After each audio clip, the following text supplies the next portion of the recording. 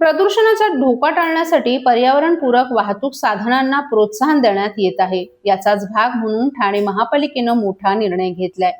E वाहन सुधारणांसाठी महापालिका हद्दीत चार्जिंग स्टेशन उभारण्याच्या प्रकल्पाला गती देण्यात येणार आहे. लवकरच हा प्रकल्प मार्गी लागणार असून 19 ठिकाणी चार्जिंग स्टेशन उभारण्यात येणार आहेत. ठाणे महापालिकेत 2022च्या महासभेत चार्जिंग स्टेशन सुरू करण्याबाबत ठराव झाला होता. त्यासाठी 30 संभाव्य जागांचा अभ्यास करण्यात आला होता.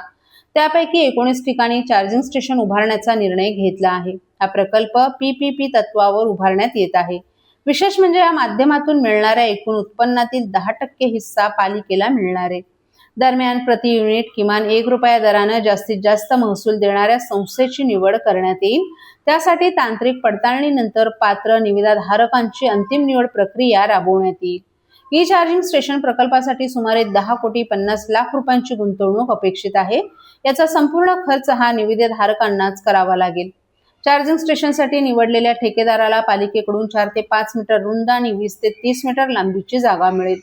विशेष म्हणजे ही जागा 10 वर्षांसाठी दिली जाईल. उभारणीपासून संचालन, देखभाल, वीज जोडणी, आवश्यक परवानग्या आणि सुरक्षेची जबाबदारी देखील संबंधित ठेकेदारावर राहणार आहे.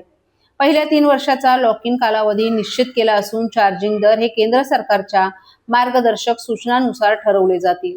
या ठिकाणी व्यावसायिक जाहिरातींना परवानगी नसणार आहे.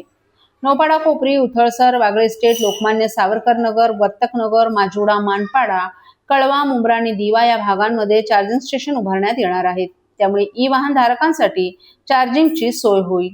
ठाणे महापालिकेचा हा निर्णय हरित वाहतुकीकडे मोठं पाऊल मानलं जात आहे.